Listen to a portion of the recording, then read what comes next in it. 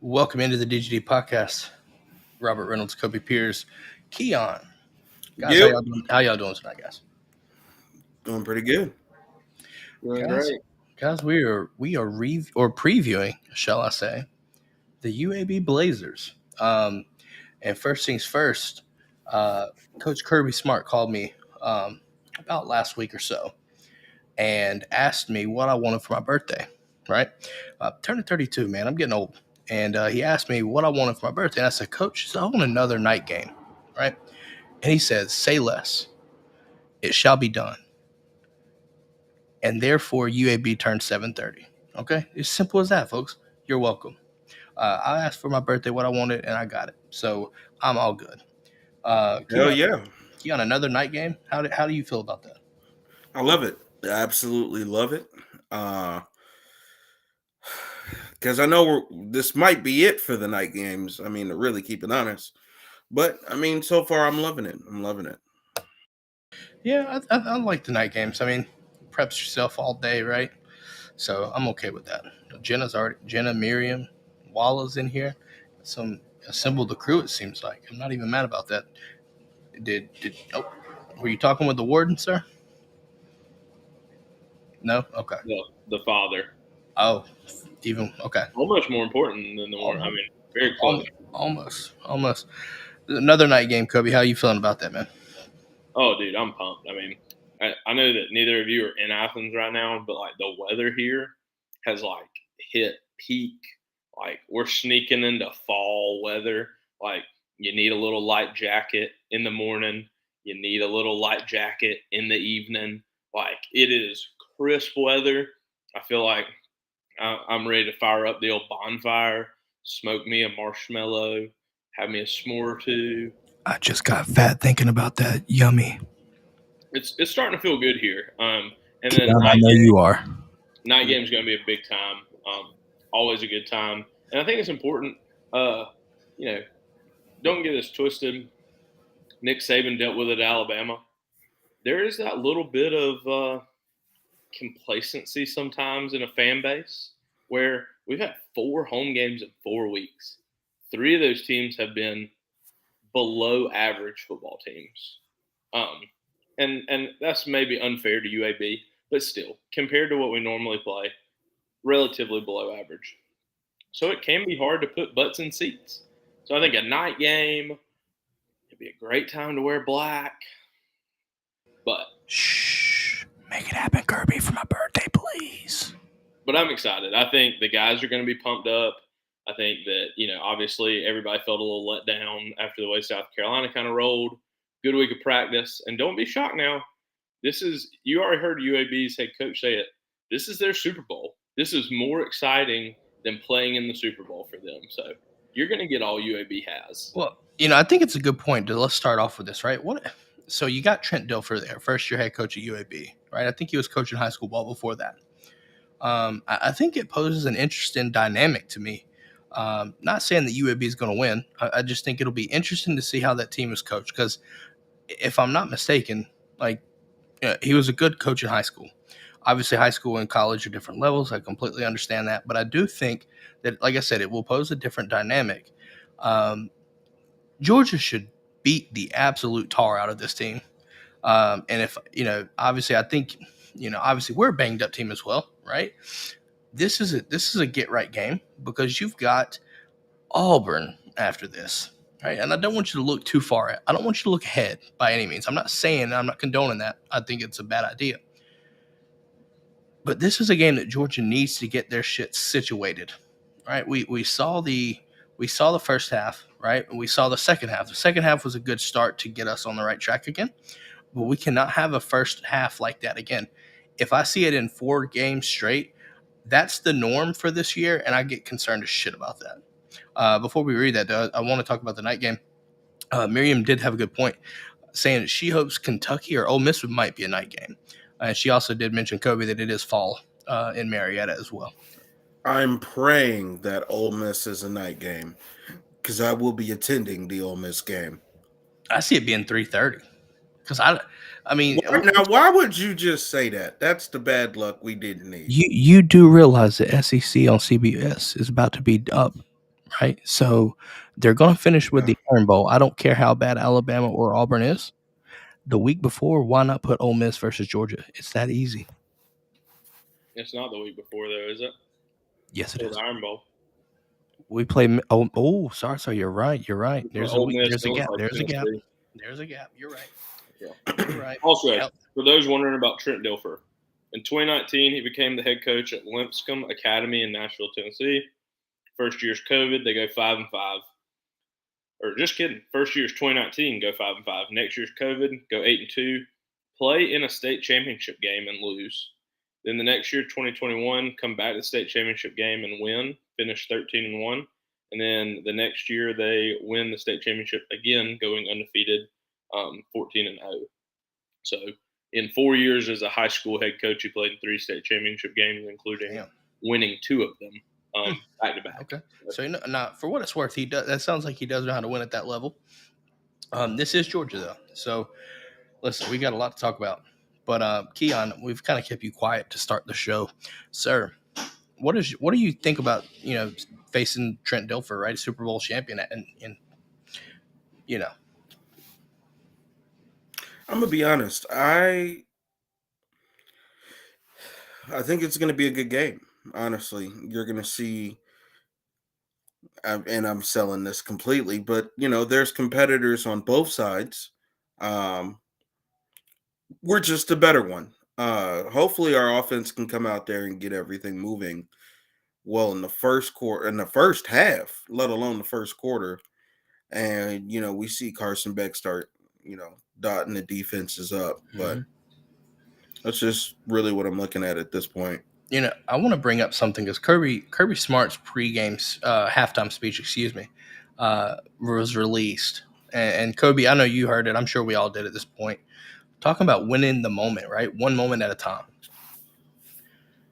That shit moves people. It moved me. I'm sure it did y'all the same. But 100%. But it's interesting because Kobe, you've been on the receiving end of a lot of these. I felt like that was mellow for what the situation could have been. I think it really speaks to Kirby's kind of new approach, and I think you've really heard about it since COVID. I feel like pre-COVID Kirby and post-COVID Kirby are kind of like Nick Saban in the same way. Like, I think we can all agree that 2020 Nick Saban and that team, he was a Nick Saban like we've never seen before. Happy, smiling in interviews, and that's kind of built upon kind of a negative road for him to the point where people were like, oh, he's getting out of here. Like, he just doesn't seem like he cares as much. He's not the old Nick Saban of old. I really think it changed a lot of coaches. I think Kirby was the same way. I think 2020 he realized, and I mean he even said it at the end of the 2020 season. Like, he had talks with Mary Beth about this may be it. We may have had a good run. Like, I may be done. Um, so I think it's one of those things that he just appreciates every day that he's here. He appreciates the guys. They're having those new sessions where you go into the room and there's 20 of you, and you go around and you tell everybody, why did you want to play for the University of Georgia? What's it mean to you? What are you willing to do? And what are you doing to make us better as a team? And I think that's a big thing, because what I read was that basically on his way to the locker room, our sports psychologist stopped him and was like, I know you want to chew them a new asshole right now, but that's not what they need to hear. Like, basically said, if you go in there and yell and scream and seem like you're panicking, everybody in that room is going to go, oh shit, we are screwed. Like, if Coach Smart's panicking, we should all be panicking. And instead, he came in there, very mellow, like we're talking about, I thought, a very, very mellow halftime speech of, here's what we're going to do. You're going to do your job. We're going to get the ball 6 times. We're going to score 4 of them. And we may give up one more touchdown, but that is it. And we're going to win this game. And that's what you did. You came out. You scored on your first 2 possessions. And then you score one more time and you miss a field goal. So that would have been 4. And they don't score again. So I guess at some point, like, you don't have to have that, 2017 Kirby Smart or like that 2012 era Nick Saban or Will Muschamp. It's just like grabbing somebody and screaming in their face. If you can convey the message in a better way that a team can respect and respond to a little bit better. Yeah, I'll tell you what though, I think can be more effective. From my perspective, it's not as fun. I mean, break them bitches, physically break them. Like, I mean, I think she gets fun. I think there's still times, obviously, like you see clips in practice. I think he's much more. Oh, speaking of, it's hot, Coach. It's hot. Typical Kirby. I love it. But that's something that I've always felt, that like Kirby has always had a side to him, because what a lot of people, even in our fan base, continue to forget, Kirby Smart was a player here. So he knows that when y'all are out there and y'all are practicing, man, this sucks, man. It's hot, man. So I think even that clip, it kind of just showed like, hey, no, I've been there. I know what it's like. It's hot. And get out here and do the job. Don't get that one halftime speech twisted. I mean, he still rips into those boys all the time, and not even like just themselves, but I mean, we all remember the viral clip from 2017 before we played Auburn SC Championship. He's like, talking about, you want to eat, I want to eat. And I mean, that's one of those clips that gets played. It's time to fucking go. And then the same clip, the 2021 year when we play Florida, and he's just like losing it in the locker room at halftime. We're winning, but he's losing it, talking about like, you've trained all year to beat these, I mean, those are the clips that make Kirby Kirby. Well, I mean, that and catching him on a hot mic. I mean, that too. Both of them. I mean, the camera knows what they're doing. If there's a bad play and you pan to Kirby immediately, you might as well know that he's probably dropping MF a couple times at somebody. It's an easy prop bet. I'm just gonna leave that there. Take the over. Shit. Hopefully not. I don't want to see that many bad plays. Well, honestly, though, for what it's worth, though, man, it don't matter. Like, somebody just missing an assignment, let them do that. Mm-hmm. You know what I mean? Let them miss an assignment. It's a wrap. Guys, let's talk about this offensive line, man. I think this could be one of our bigger points here for this week, and solely because we need to see what the rotation is going to look like. Right? You lose Amarius Mims for a little bit. It doesn't sound like it's a season-ending injury. It sounds like you got the tightrope surgery. So, probably what I'd say, maybe 3-4 weeks at least. That's on the super aggressive side, I would say. Yeah, I'd say you'll be smiling if you have him back by Florida at this point. Yeah. So, for what it's worth there, right? Looking back on, we talked about this on the South Carolina review. It seemed like the combination of moving Truss from left guard to right tackle, and then inserting Fairchild in at left guard with the three guys that were solid, seemed to do decent. I mean, Kobe, what do you think? What are your thoughts? What are your expectations on seeing this rotation upcoming Saturday? I think my biggest thing I'll be excited to see will be is Blasky back.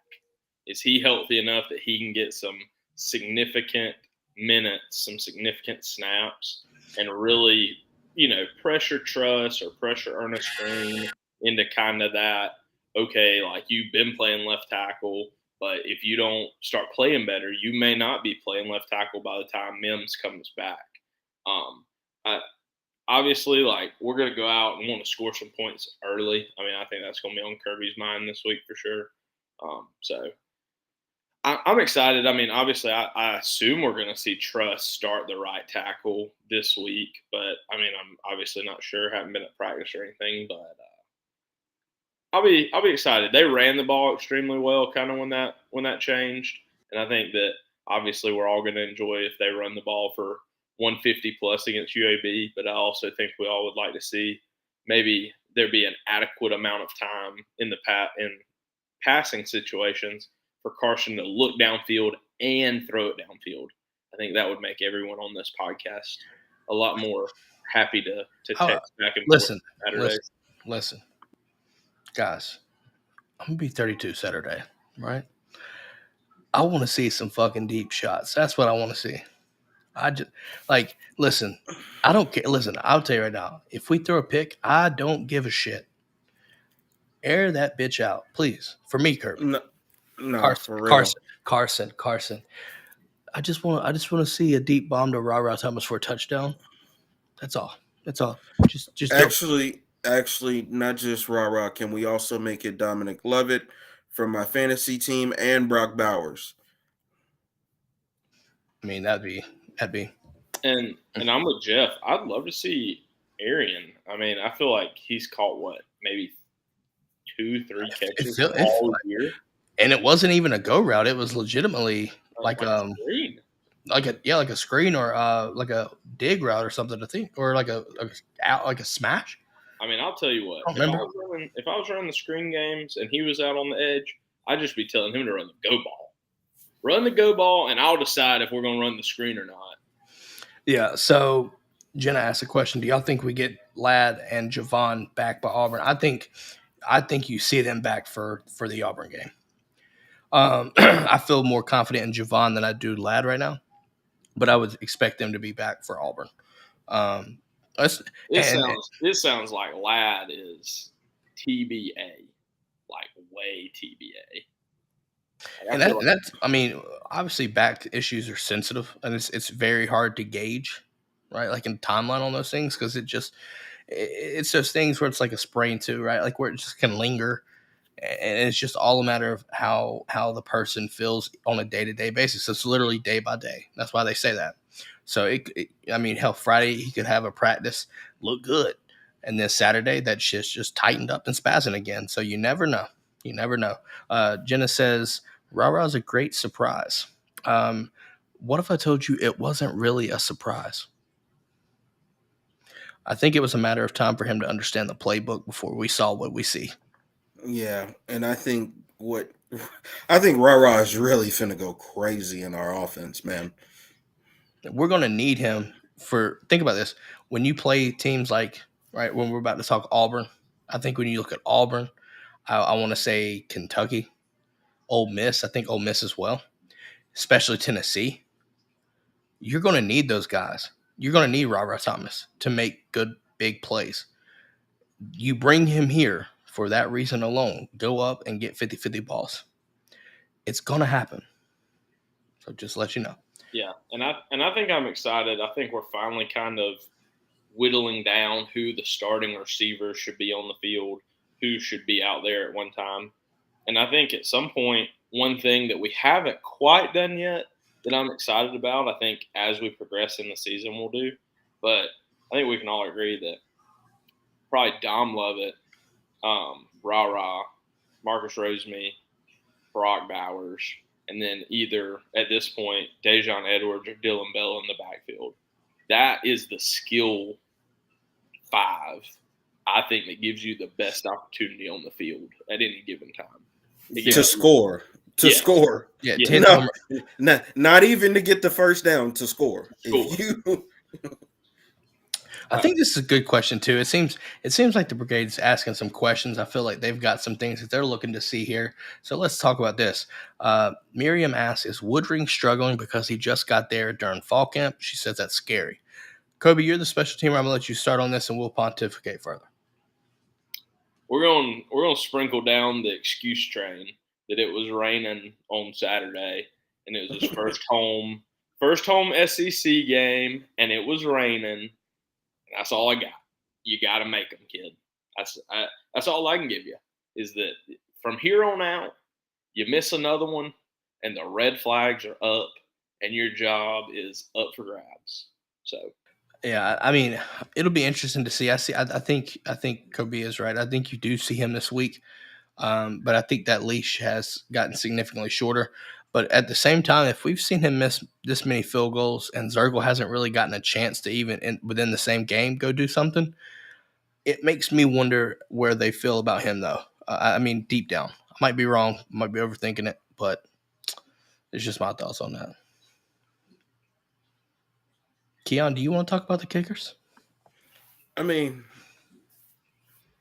to be all the way honest with you, yet again, for fantasy reasons, Woodring, you're literally the only option I got.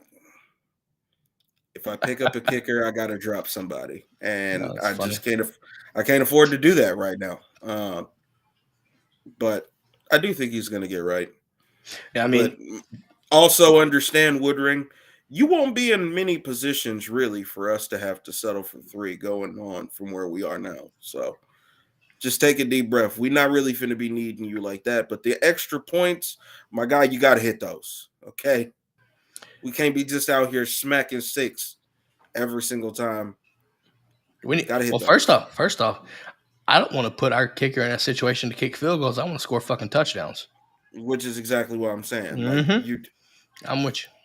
What is it? Miriam says the red flags are up for her already. So Kobe, she's got the red flags thrown up already.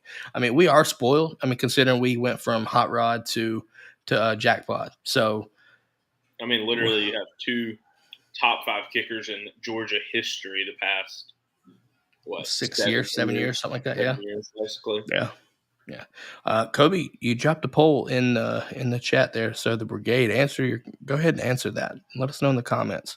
What's the best kind of M&Ms? Peanut butter. The peanut butter ones. There's no other option. Get you a pack, freeze them, come back. You're gonna enjoy life just that much more. I've got like a close 1A, 1B. Can I do it? All right. First off, regular, just because I can throw them in a cookout milkshake, and then the caramel M&Ms. Really? I've never had the caramel M&Ms. Oh, they're delicious. So mine, I don't even think they make them anymore. But they used to make the pretzel M&Ms. I remember those on the inside. But now it's the peanut butter ones. Welcome yet again, M&Ms. This would be a great time for your sponsorship, for real. I mean, listen, we love M&Ms here. If there's any food, anything food related, we're more than welcome. I mean, shit, you see it? That's as simple as that. Yeah. Walla does bring up a good point. They came out with the new ones filled with new M&Ms filled with brownies. I just got diabetes thinking about that. Oh, yeah. Kickers are all right. So Miriam says kickers are our heritage. Kevin Butler, Rex Robinson, on and on. Blair Walsh is one. John Casey all the way back a little bit, right? For the old folks, the older folks, you know. We've had some good kickers in the past. I'm just gonna leave that there.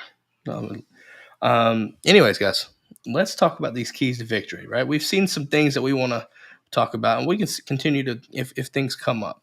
But I do want to talk about keys to victory. What does Georgia need to do to win this game? Kobe, we're gonna let Keon go first. Air that bitch out. For real. drop back and sling it. Fuck it. Get downfield immediately. I'm neither confirming nor denying that comment, Miriam. Just letting you know. Yeah, I ain't gonna do that. Kobe, I'll let you go first, man. How am I going to go first when Keon just went? Next. All right. Excuse me. Excuse me. Oh, I'm with Keon. I think, to put it simply, we need to press the field vertically with the passing game. I think the offensive line has to show up and play maybe even above our competition. Like, I would love to see just big 10, 12, 15-yard runs on first down. And then I would really love to see some really good perimeter blocking by them. I think you're going to see some full like jailbreak screens at some point, or even like the tunnel screens where they're coming back behind the guard and tackle a little bit more. And then just give Carson time. We've been less than ideal a little bit in some of the pass pro. Give him time and make him feel comfortable to be able to like look down the field and not be worried about he may or may not take a little bit of a hit. Hey guys, real quick, since they said we were going 7-5, can you imagine if we scored in the first quarter? Like honestly.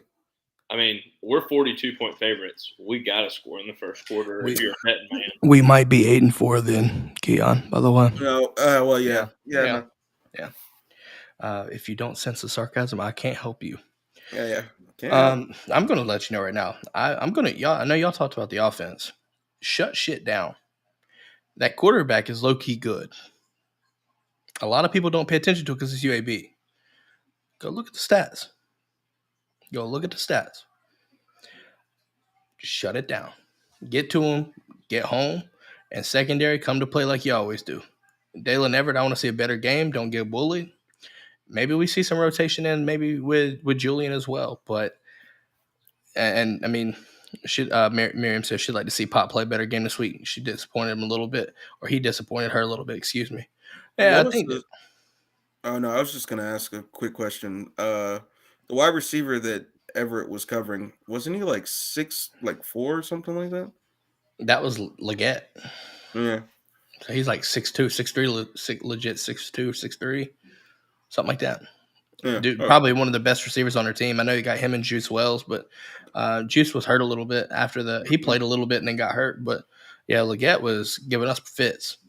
So yeah, he got bullied, man. That's why, like I said on Monday, right? I said Monday that if you notice, Malachi went from the far side, from opposite of Everett to the playing on his side, and I felt like that was just giving him some safety help. So Jenna Pop is Jamon Dumas Johnson, excuse me. Mm-hmm. So that is our linebacker, middle Mike linebacker. So other than that, though, I think if I go, obviously we talked about defense. I want to see defense, but offense, I do want to see some. I want to see. I got to be specific here. I want to see offensive line get after it. Just get the fuck after it. Maul people, bully people, push the pile, because that's going to open up the run game and the pass game. If you run the ball well and you create a lot of movement, it's going to open up a deep play action shot. Typical Mike Bobo home run. I want to see that. Yeah. We need that. Early in the game. Like I said, first quarter. That would be amazing. Hold on. Not even first quarter. The first moment. The first drive. Oh, sorry. Excuse me. Second moment. Sorry. My fault. Can't count the kickoff return. Sorry, guys. Or punt return. Or punt return. That's Mekhi Muse. That's where he go off. Speaking of Mekhi Muse, we haven't brought his name up in a little bit. Do we see him with a special teams touchdown this week? I'm gonna say yes. I'm gonna say no because it's difficult, but I want to see him move I want to see us get in good field position because of that. If that's the case, if we get good field position through special teams and we don't score touchdowns, I'm gonna be upset and I'm gonna be concerned as shit too. If he goes from one end zone, if he goes from one red zone to the next, I'm counting it. I'm sorry. 3 plays, touchdown. Hey. I mean, listen, I just want to see a touchdown bomb, dude, for my birthday. Me too. Please, just a touchdown bomb. Just I would And love to see like you're saying, I would love to see a play of 35 to 40 plus yards occur. multiple. If you're looking at that range, like I mean, I basically wanna from the 50 yeah. to the 50 to the end zone. You know what though? Yeah. I'm gonna say one more thing of what I want to see. Right? I'm being picky and being pretty. I won't. I have a reason to. I want to see Carson Beck and Brock Bowers and hell, even Chas Chambliss. Just give it to me. All these guys. These white men are dangerous. No one is to go near them. Make it happen. Yeah, I think it's going to be a good game, man. I think you're going to see Carson Beck really step into his own. I mean, I'm just ready for it. I'm honestly just ready for it. This is a game that you have a breakout game and shit changes. This is the perfect situation heading into your first. Like we look at South Carolina as that that first test, right? But I think legitimately playing in Jordan Hare against an Auburn team that's looked, for what it's worth, about where we thought they would be or a little bit better, right? Still, it's Jordan Hare. Kobe, you've been there. Shit's a crazy place to play. Shit get weird in Jordan Hare, man. There's some voodoo shit that goes down for sure. People don't want to hear that, but goddamn, it is true. I'd like to meet the person that don't want to hear that. I mean, that's just the truth. Yeah, it's the people that never go there or have only played there like once. They always look at us like, really? That sounds stupid, you know? Miriam asked about the offensive line, saying, wasn't our offensive line supposed to be the Joe Moore Award winner? Talked about it all summer. Searles needs to ride their butts. Tate playing less than full effort a lot for a good bit in all these games. I don't know if maybe a little bit of that, but I just think it's just guys missing assignments, things like that. It's mental shit for what it's worth. I do think that there can be some extra physicality added in, but I think a lot of it is just missing assignments and things like that. I mean, you're looking at Mims getting his first like legit right tackle spots before he went down. Ernest Green, first season as a starter. Right, that was his third game. You just got to get shit situated. You had all season, but at the same time, it's one of these things where like you shouldn't have excuses. You're better than most of these teams that you're playing, especially along the D line. So there shouldn't be any reason. But when I look at it, it's just a lot of guys missing assignments. I mean, hell, there was a run. I know we give Kendall Milton a lot of people. I see it giving him grief and everything. But there was one play against South Carolina where it looked like all five linemen just missed their guys and he just got swallowed up. Like that tells me at that point that's an offensive line issue. It's just what I saw. So that, yeah. What's going on? Star Wars. See Star Wars in here saying what's going on? What is going on? Tate's our bouncer. Yeah, listen, Tate. If you at the guard spots, give me Tate and Fairchild, and or maybe even Blasky. Shit, I don't care. But those are two sawed off individuals right there. Three if you include them both. All three of them. All three of them some wild motherfuckers. And I like that. Because you need that on the offensive line. You really do. You really do.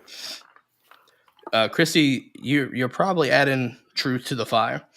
Saying bodies buried under the plane somewhere. Probably right. Not looking forward to Knoxville this year. Why not? Tell us why. Tell me why. Please. Thank you.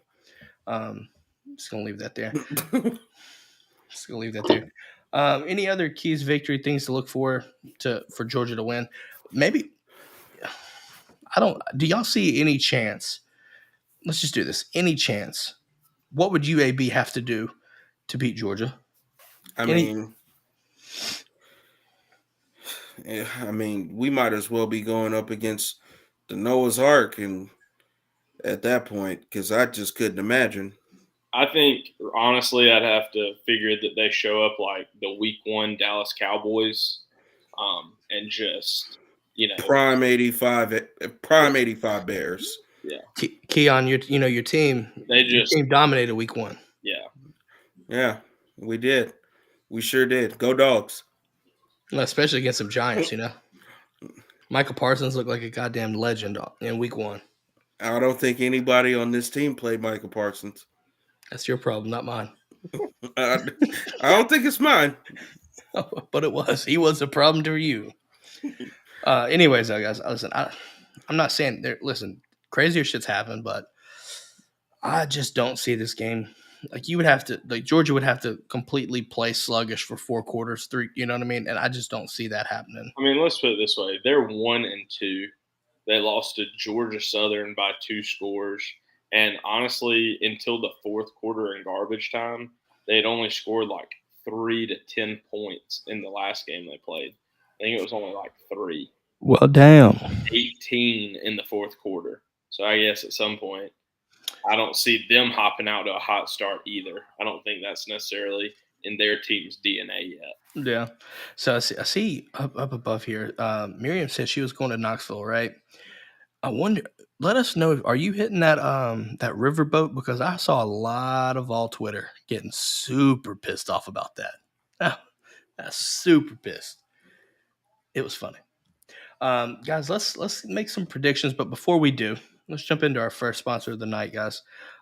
You know them, you love them. If you haven't had them, get you some. It's at Apotheos Coffee, guys. Best coffee in the business. It's literally, quite literally, the coffee of champions, right? 20% of every bag or K-cups that you buy on our website, dgdpodcast.com, and then you go click the shop, drop down, click Apotheos, use that link. 20% of every single bag or K-cups that you buy goes to the Classic City Collective. So you're supporting the Dawgs because they're quite literally the coffee of champions. They are. This is that simple. Scan the QR code if you're watching. If you have the time, scan it. It'll take you right there too. But if you want to go, see them, right? They're in Kennesaw, Georgia. And if you want to follow them, at Apotheos Roastery on Instagram, at Apotheos Coffee on Twitter /X. Go check them out. It's the best coffee in the business, folks. I'm not lying, and I won't steer you wrong. I'm just gonna leave that there. Simple as that. This may just be like the old man in me. I don't think for as long as I shall live, I will ever call Twitter X. It's hard to do. No, this is Twitter. It's Twitter forever. I mean, he could change the name 4 more times, and I still call it Twitter. Yeah, no, it's over with. It's over with. Jeff Hightoff says Apotheos coffee infused M&Ms. Oh my word. Doghouse Podcast, welcome in, sir. Asks, does Peyton Woodring start this week? Yes. 100%. Yes. Yeah. Miriam, I think that's we can reflect on that comment right there. They can kiss my entire ass. Just gonna leave that there. To hell with them. Yep, simple as that. Guys, let's make our predictions here. We got player of the game predictions. Let's just be more specific. Kobe, I'm gonna let you go first. Give me an offensive player, defensive player. Who's your players of the game? Defensive player is going to be Michael Williams. I think he kind of steps it up this week. I think Marvin Jones being back, he gets home a couple more times. I think Michael finishes the week with like 2, maybe 3 sacks on quarterback. I think he kind of has a coming out party. And then on offense, player of the game for me is whoever's going to play the right tackle position. They got to have a big game. They have to be consistent. And it really is going to be one of those things that, it's the week to solidify that position for you for the next 4 to 5 weeks. I mean, I really don't need the right tackle. As many questions as we've had at left tackle so far, I don't now need right tackle to be some revolving door from 3 linemen that we're not sure who can block who and who can do the assignment. So I need the right tackle to have a big game, whoever that is. Okay, that's good. That's a good pick. So you got Mike Hill and whoever the right tackle is. I like it. Keon, I'll let you go next.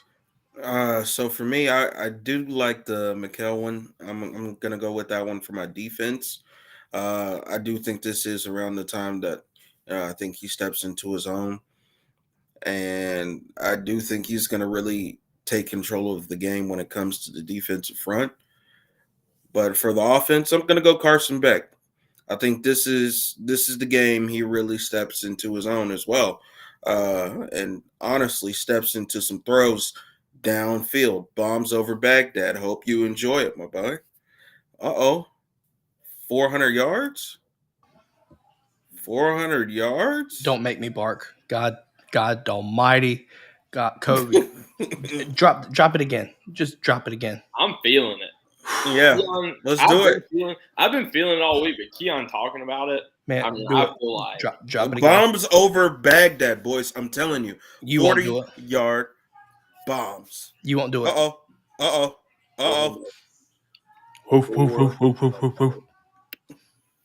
Yep. Just happened. Trying to tell you. Sweating a little bit. God, seeing 400 would be wild. Just gonna leave that there. I'm telling you, he's gonna ball out. It sounds like it's my turn now. So let's see. I'll go defense first. I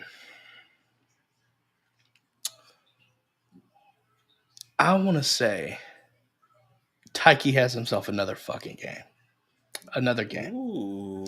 Now, my question is, within my thought process, if Javon comes back, I could see him having another game. But for the safety precaution, I think you see him in Auburn. He might even sit out this week. With that being said, give me Tyke. Listen, Tyke has been playing his ass off. I'm just gonna say that. So it wouldn't surprise me if he has another game. So I'm going Tyke. Tyke is balling right now. And as far as the offense, this is the Brock Bowers game. It's the Brock Bowers game. Yes. You see a jet sweep. Oh my God! I think you get house call. I think you get. Well, don't make me bark again. Jesus. House calls.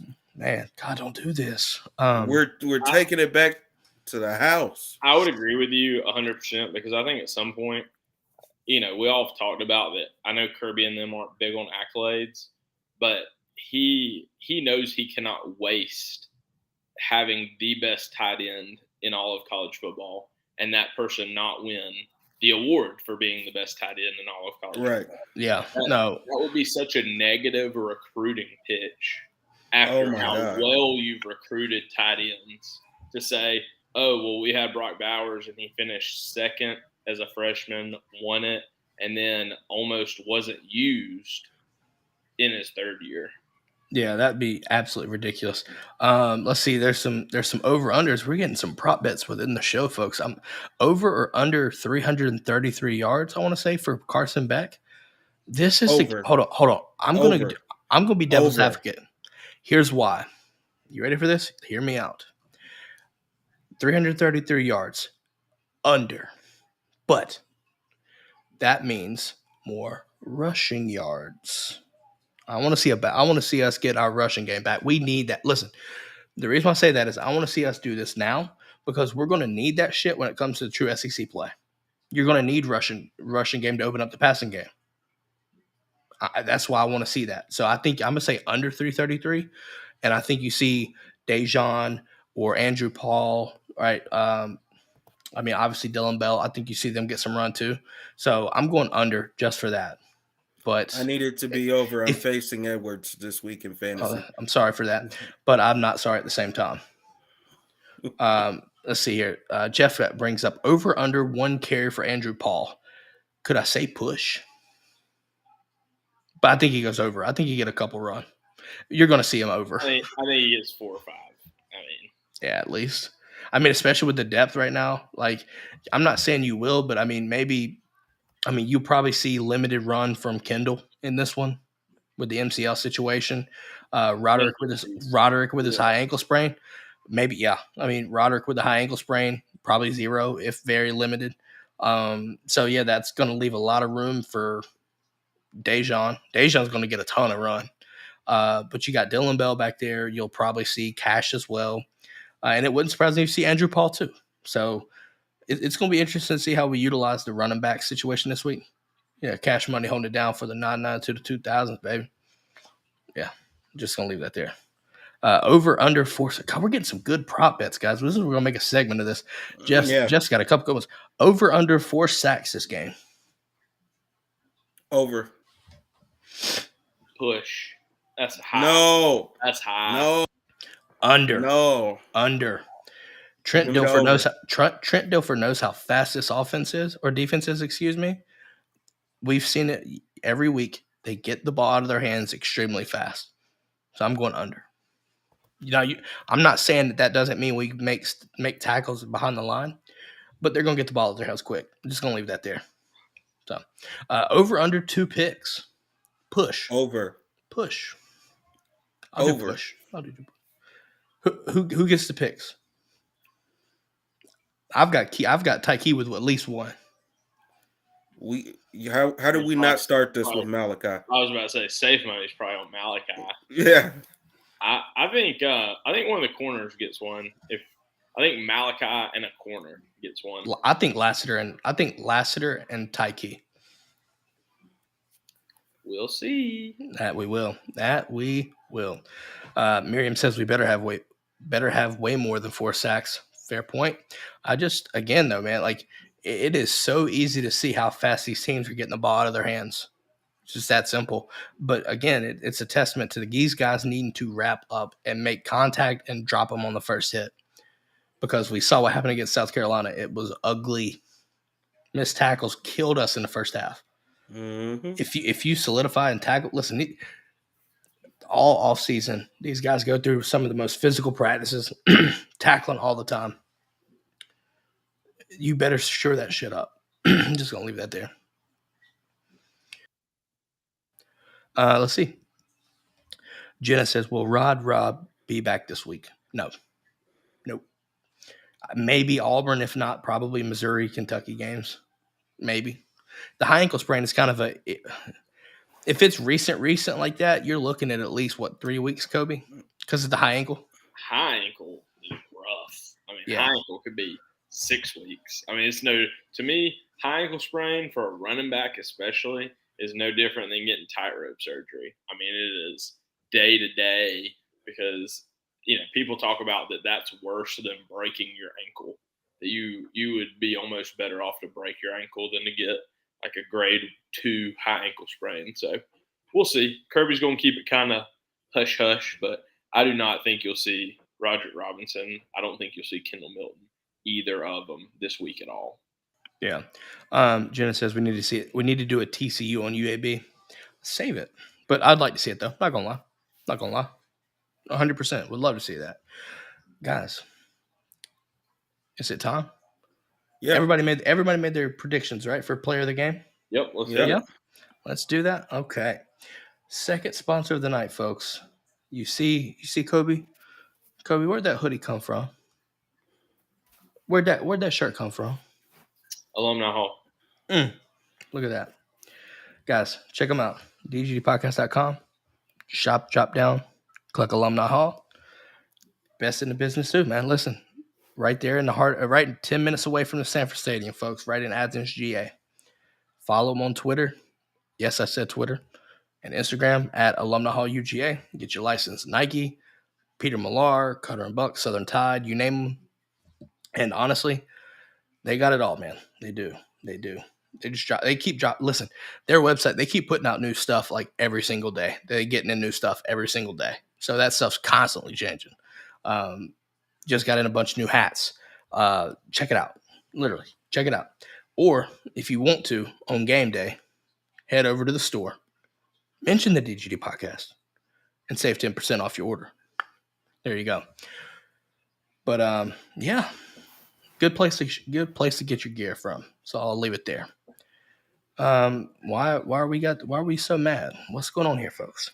65 points. I don't know. I have to figure out why she's upset. I don't know. But guys, we ready for our picks? Are we ready? Are we ready for the DGD Pick'em week 4? Let's show them. We got a surprise for them. Ooh, good. All right, guys. First things first. Let's get started. Let's get the orange out of the way. UTSA.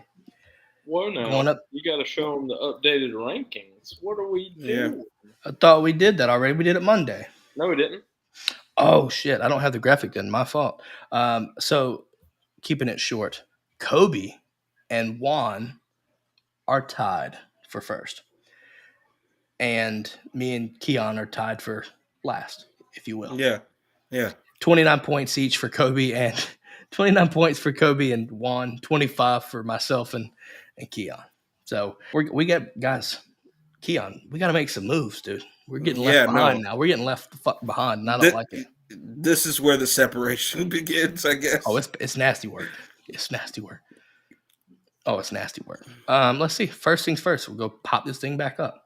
UTSA taking on them Tennessee Vols. Average Joe, Bazooka Joe got chewed up and spit out by those Gators down there in the swamp last week. Do they make a bounce back game against UTSA? Well, let's see what the folks say. Everyone has Tennessee except the Brigade. The Brigade. Love that. Yeah, I do too. I love that too because I do. A part of me wanted to take UTSA. I will say this is a beautiful thing to see because hear me out. It feels like an easy dub for those that pick Tennessee. But if I'm wrong on this, it will be nonstop. It will be nonstop. But then that also means they get a shot on us, right? Just gonna leave. They've been in the liquor already this week. There's no they've been drinking that moonshine, huh? No way UTSA beats the Vols this week. Wait a second, because I do got to say, I know somebody who has graduated from UTSA that is going to be attending this game. Shout outs to my guy along the wire, but boy, if they pull this off, the trolls, it's going to rain from the heavens. Oof. So come to find out, it was Rob because he won't be back more than likely is what caused the anger. Got that, understand. Thank you. Miriam says she's not sure the Vols beat this team. Still mourning. Listen, they got their ass beat in the swamp. They did. It was bad. It was bad. Horrible. It was bad. Not for me, though. It was fucking beautiful for me. Next matchup, guys. Here we go. Auburn. Texas A&M. It's going to be interesting. Could this be a make or break game for Jimbo? We shall see. Oh, man. The Brigade, you are not alone this time. I'm with you. Picking Auburn to upset A&M. Keon, Kobe, and Juan has A&M to upset them on the road. Hugh Freeze, big moment right here so far this season. Could it happen? I think so. If they do, I'll listen. Hold on. I got to do this. Got to do it. Here you go. Kobe, you're going to love this. Keon, I don't think you're ready for this. If Auburn beats Texas A&M, the salmon polo comes out. Got to do it. I think either way, win or lose, you got to wear the. I do? No. It's more. The problem is it's more fitting if they win, right? Maybe. We'll see. I don't know. We have to discuss. We bullied right out of that salmon polo one time. Oh, wow. Sense. Well, I might just have to make a bounce back anyway. We'll see. Guys. So, yeah, Kobe, Keon, Juan, y'all pick A&M. I got Auburn. Listen, they didn't show me what I needed to see against Cal. Mm-hmm. But A&M is already – yeah, exactly. Keon. Firm handshakes for Robert for letting you get one up on him this week. Mm-hmm. Hold on, it might be better. We'll see. LSU, Arkansas, guys. I don't think there's much to say other than this should be a clean sweep for LSU. Yeah, Bacon Bits is about to get baked. This is about to be horrible. And it hurt me. I stared at it for a long time looking at that blue pig. No, that was the quick, easy decision. Yes or no. Don't pass go. Yeah. Go to jail, do not collect 300. Like, this is bad. It's 200. It hurt me. It hurt me because we're all starting to hear the whispers that they may be calling for the pit boss out to in make his way back Fayetteville. to Athens, make it happen. I don't think so. I think the pit boss, when he's done at Arkansas, I think he's done. So I'd like to see him have some success there. I think Arkansas fans are quick to forget just how atrocious they were before he got there. So I'm not really sure. Sometimes it's bad when teams are like, 7-5, 8-4. We're better than that. It's like, well, you're also the team that won 2 games and 0 SEC games over a 2 years. Yeah. Yeah. You went winless again in the SEC play for 2 years. I see Chrissy's comment. We're going to talk about that because we've got this matchup. So we're going to talk about that in just a second. So we have not forgotten, I promise you. Next matchup, guys. Boy, oh boy, oh boy. Ole Miss going to Tuscaloosa. Listen, there are people with more points on their license than what Alabama had put up against USF. Can Ole Miss take down Nick Saban? Can Lane Kiffin get a win over Nick Saban? Let's see what everyone thinks. Everyone thinks Ole Miss except me. Except me. So when I said this is where the separation starts, right? I'm in third place. I'm taking third place. It was about the time last year that I was behind Juan as well, and I was kind of drinking the Kool-Aid with Robert, like Arkansas v. Bama. I'm riding with the pit balls. Yeah, don't be doing all that. Yeah, no. Look at this. I'm not alone. Ride kind of with Juan until your gut just really tells you, like, Juan may be watching too much Pac-12 after dark, and then fade him and beat him one time. So be it. Well, I'll tell you this. Picking some of these SEC teams early in the season so far, that's what kind of got me behind. I'm catching back up this week. I'm not going to lie to you. Listen, I'm not alone, damn it. Walla and Miriam. You see these comments, guys? Yeah, Walla says, I'll go Bama. And Miriam says, lame Kiffin never wins big games. I'll take her. I'll take that right there. I'll take that. I'm not alone. Well, not alone. Y'all can fly off with Dumbo if y'all want to, but I don't give a damn. That shit is not going the way how you think, bucko. Hold on. Pause. I'm going to pull a Keon. Listen, it's reverse psychology. Yeah. I was right, though. Oh, you're right? Okay. Well, I was right, though. Then I got to make it right.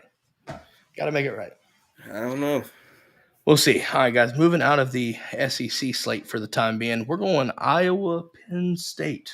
Penn State is about to beat the shit out of them. No. Tell that to the brigade who picked Iowa. The poll says Iowa, folks. Everyone else says Penn State. What is it? Oh, my word. I don't even. I'm about. Let's hear it. I think I'm going to throw up. Let's hear it. It ain't even going to be close. It's not. It ain't even going to be close. No, it's not. This is going to be a Katron Allen game. You are hearing it here first. Is one of the most mid coaches in all of Power 5.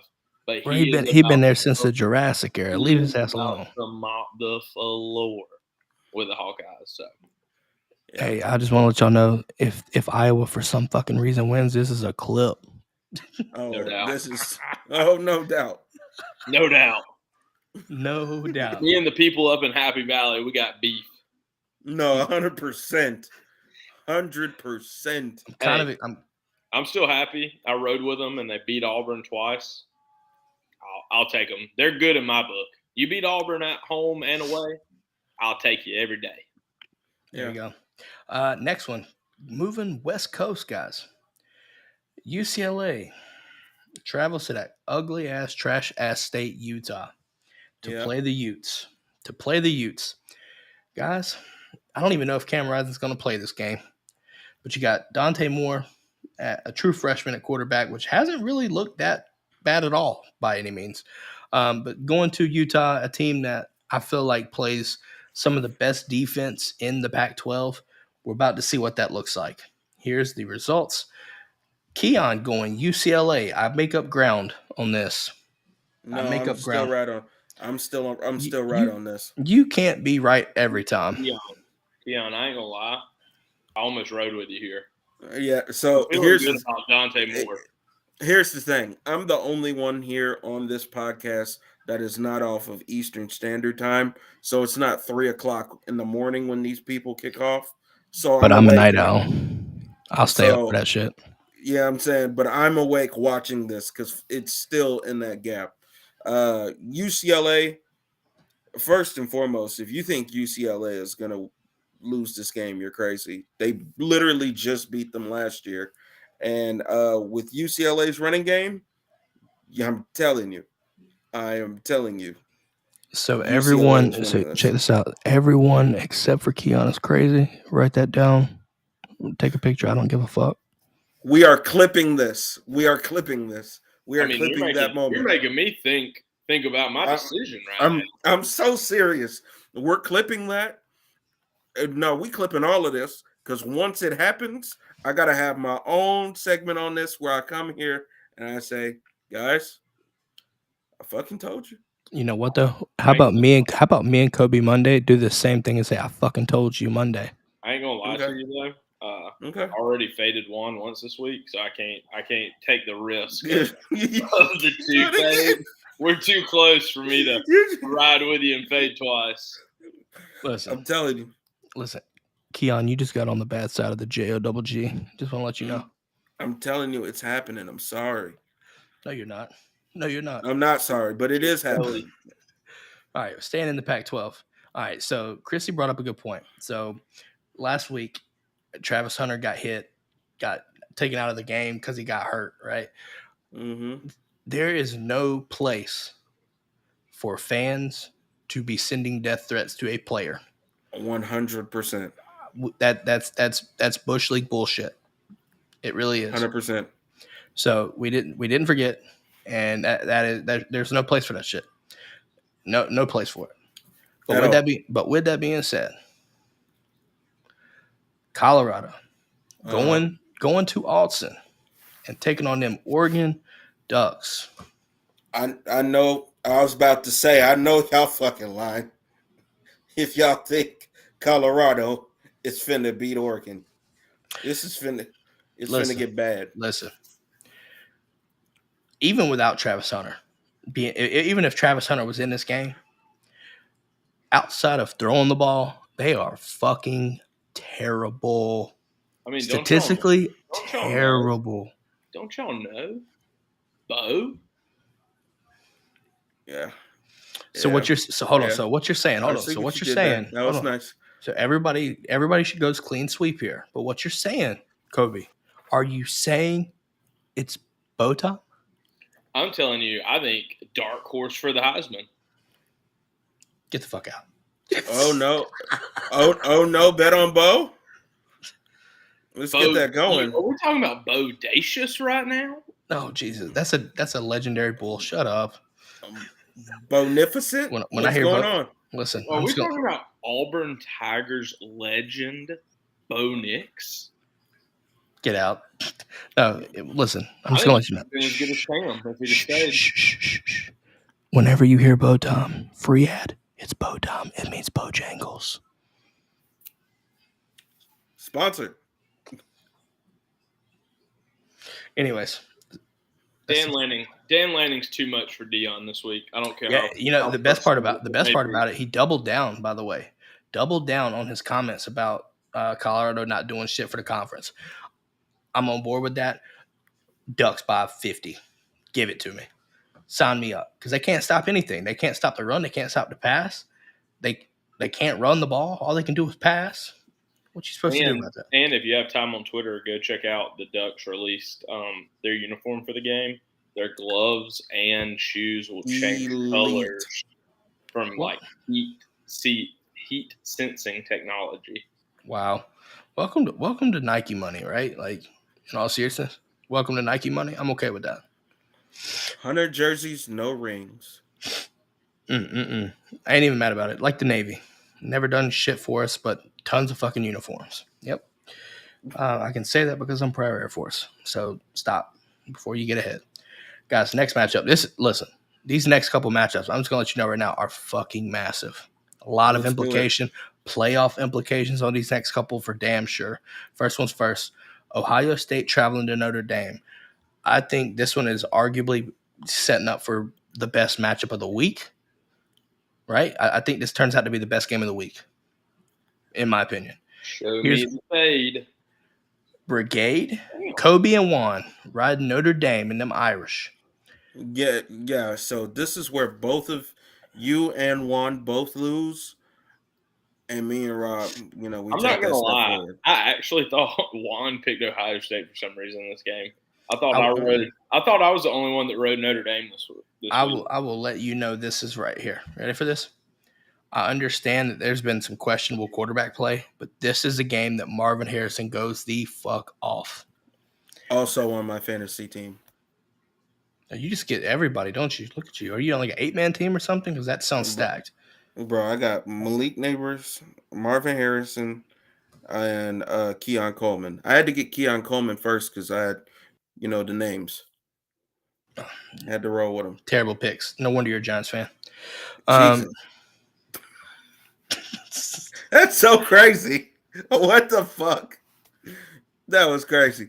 Anyway. I mean, that was a stray from nowhere. Nah. A haymaker from the crowd. Like, what the fuck? Nah. Young Dolph ain't got nothing on me. I hit 100 shots. I didn't miss. I hit 100 shots on that one.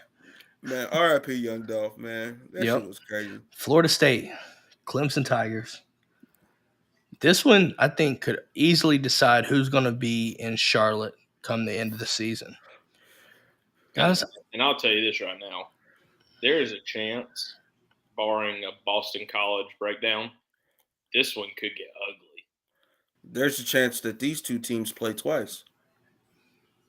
I don't see it. I don't see it. If Florida State wins, I think Robert's Blue Devils got that best chance. Or the Hurricanes. Well, we'll see. Hey, Hurricanes don't have to worry about playing Duke this season. They do play Florida State. So we'll see what happens there. I'm saying like playing. Oh, in the championship. Listen, guys, if you don't remember, I made this hot take. It was a hot take until Duke won in week 1. I said Duke's going to play in the ACC championship game. And it's not looking like a bad take so far. It's going to leave that there. I digress. Guys, results are in. This shit's about to get nasty. Even in listen, you ready for this, though?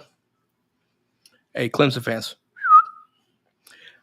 Meet you at the Paul after you take a big-ass fucking dub, too. Take an L. Take a dub right on your fucking Florida State about to drop the Spears. Yeah.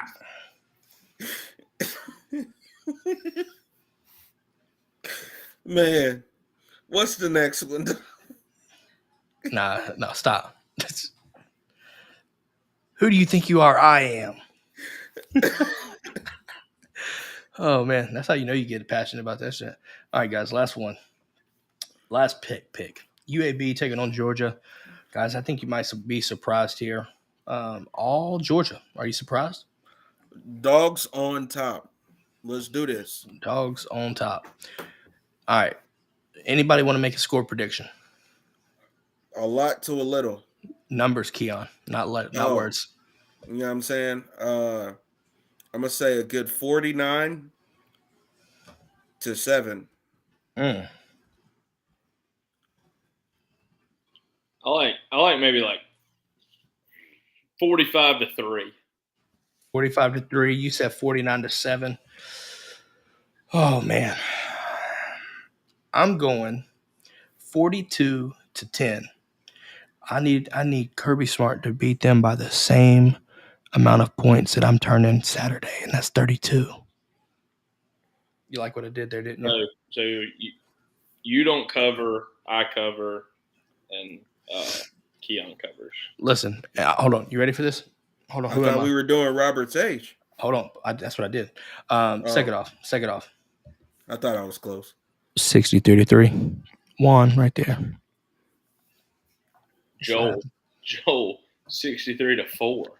How the hell are we gonna get two safeties? If we win 63-4, the math ain't mathing. I'll wear the Utah hat the rest of the year. We win 63-4 the rest of the year.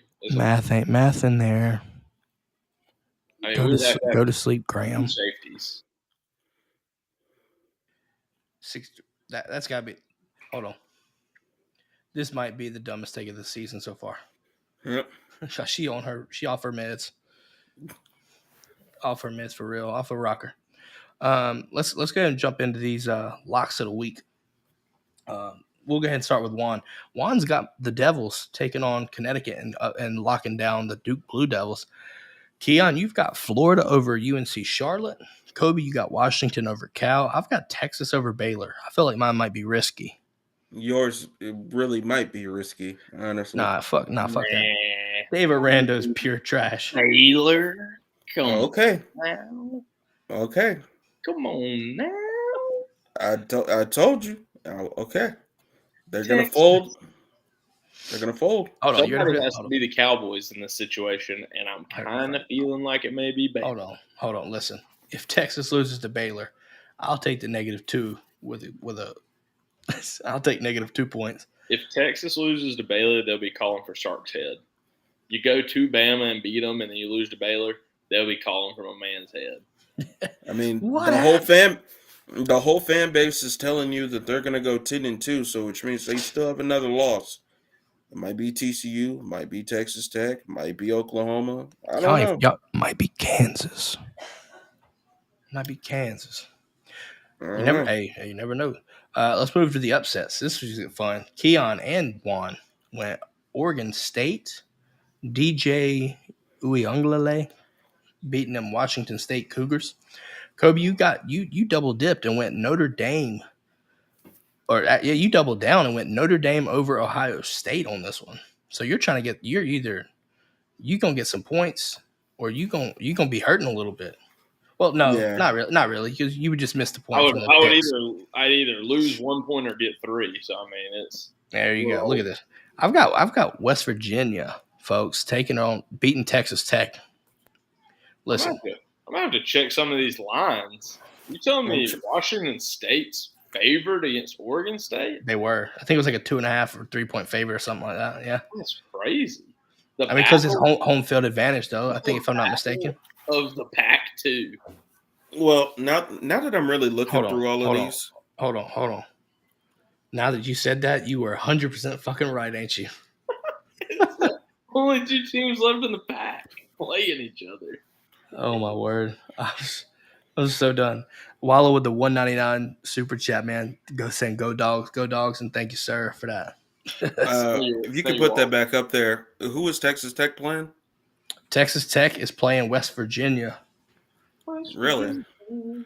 Okay. Hold on. I got a reason for this. Hold on. I got a reason for this. I got a reason why I'm picking West Virginia for my upset pick. So the backyard brawl, I went Pitt, and I didn't even think about it. I had a friend of mine, Golden Blue dude, he passed away. Diehard fucking West Virginia fan. Fucked up. I'm avenging that by picking them this week to beat up on Texas Tech as well. If they lose, whatever. But doing it for Golden Blue. Just gonna leave that there. Yeah, hold up now. Oregon State's favorited by 3 in the Washington State game. Well, I mean, they're 3-point dogs. I think that's on y'all. Miriam says West Virginia stinks. Listen, I told you my logic.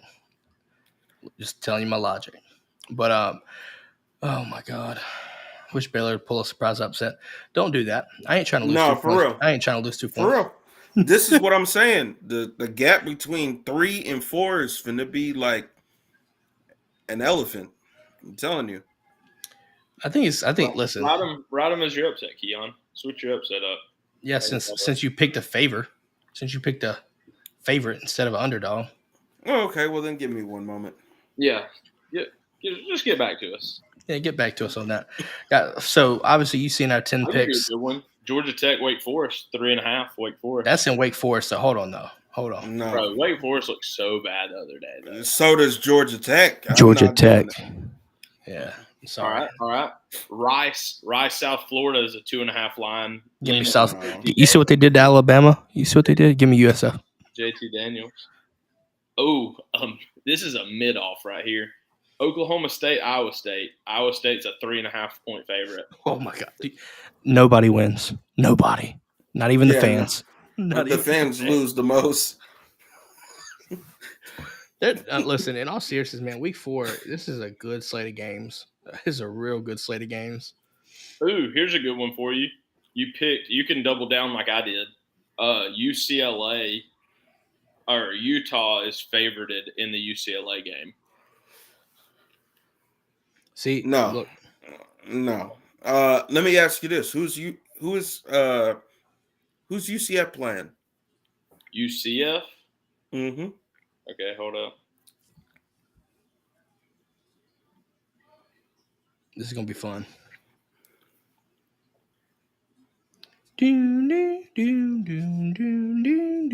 Scrolling.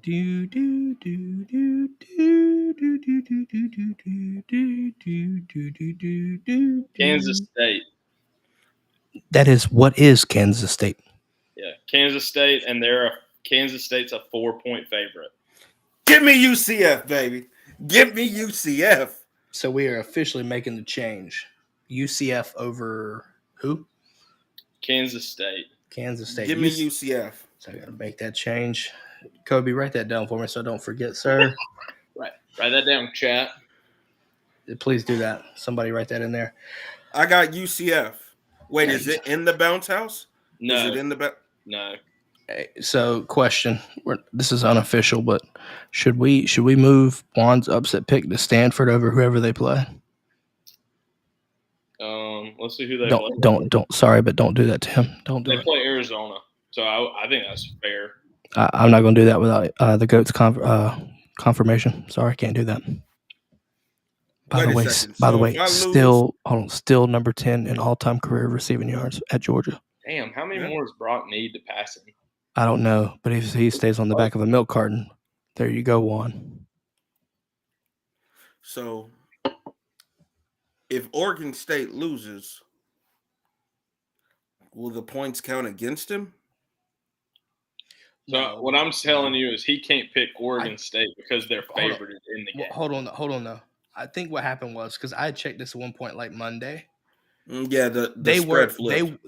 Yes, there was a ton of money in it that flipped it. It flipped from 3 one way to 3 another. Yeah. Yes, it did. Yes, it did. Holy cow! So for what it's worth, right now they're favorites, but at one point Washington State home field advantage was 2.5. So if Oregon State wins and UCF wins, we got to count both of those. No, points. we don't. No, we don't. No, fuck that. No, the rules is rules. Nah, that ain't how that works. So is it about when they're? So it's about when the underdog is before the game kicks off. Well, hear me out. Release. So at the time, so people have to understand we do these before, right? So at the time, Monday-ish, right?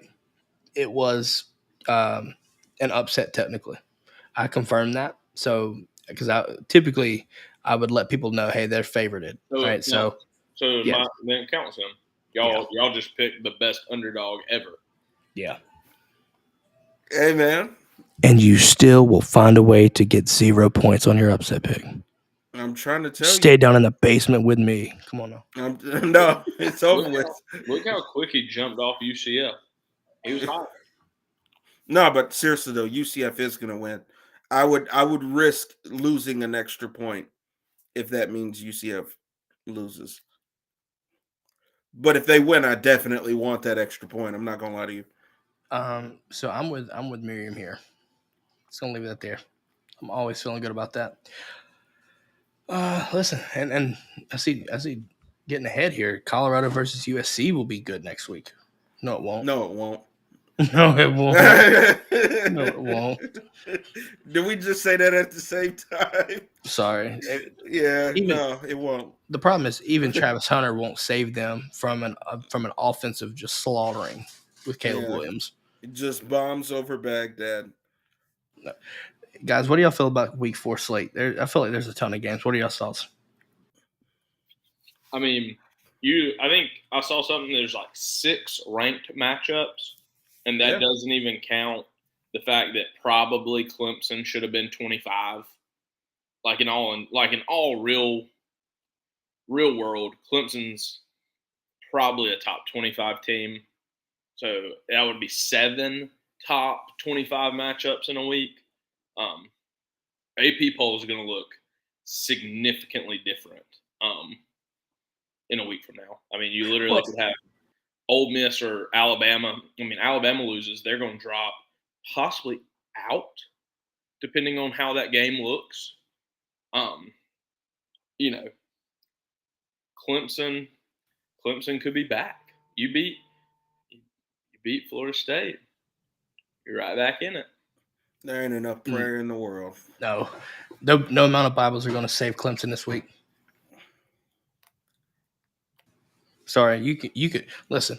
It wouldn't surprise me to see Joel Osteen be the damn pregame speech giver for Clemson this week, and it still won't matter because the wrath of God will come down on him. He walking the team out of the they running off of the hill.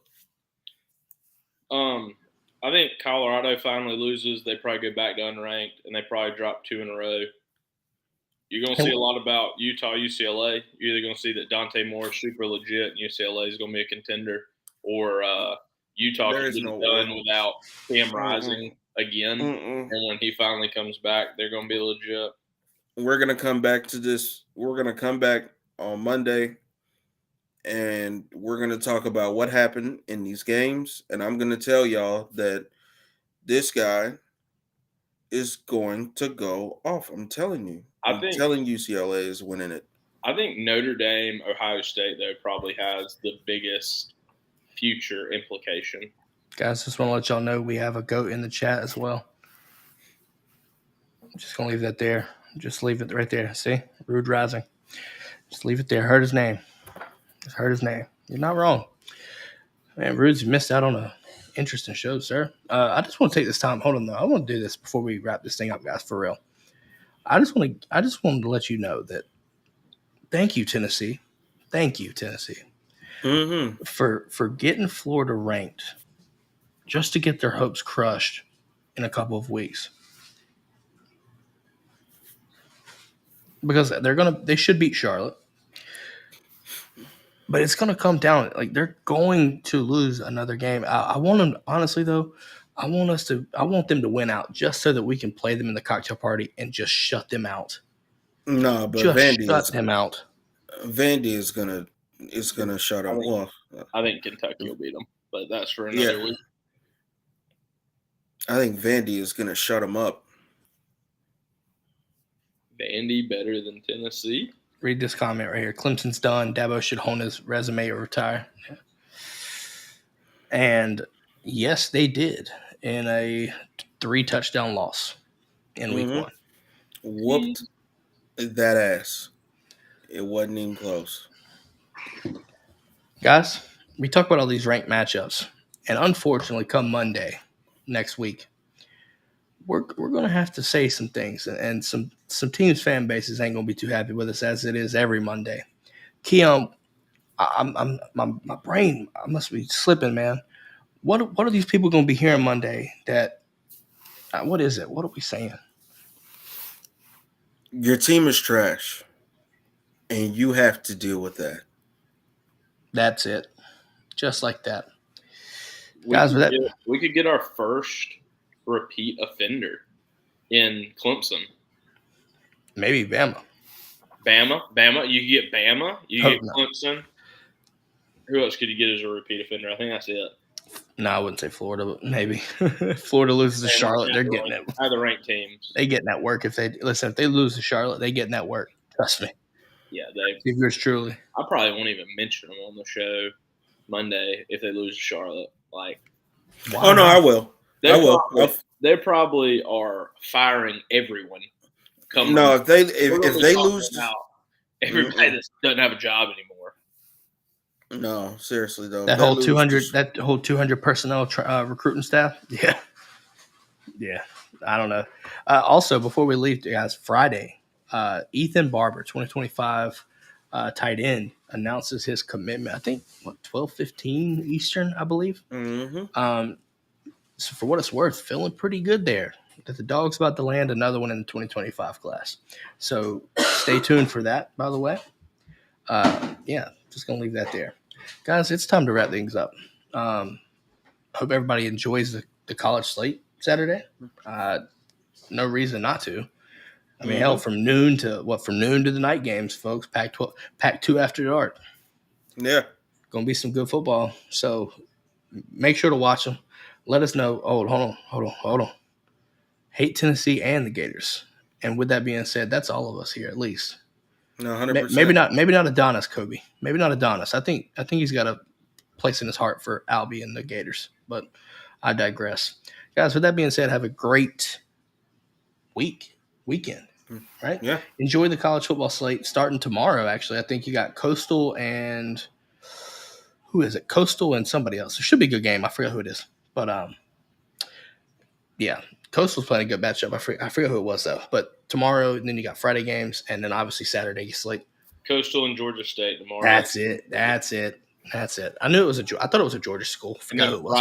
Friday you got Wisconsin versus Purdue, and then NC State, Virginia, Boise State, San Diego State, and the Air Force versus San Jose State. Yep. So with that being said, guys, we're gonna wrap things up. Yeah. Hey, hold on. I got to give a shout out to the brigade. They came in hot and heavy tonight, folks. They really did. Keon, Kobe, they came in hot and heavy. They did. Comments from the start to the finish. It's been it was going on about an hour and a half. Yeah, you got JRGG staying up past their bedtime. Damn. Guys, we're wrapping things up. Let's get this shit started. Have a happy weekend. We'll catch y'all back Monday night on YouTube, 10 p.m. We'll see y'all then. Go Dogs. Go Dogs. Go Dogs.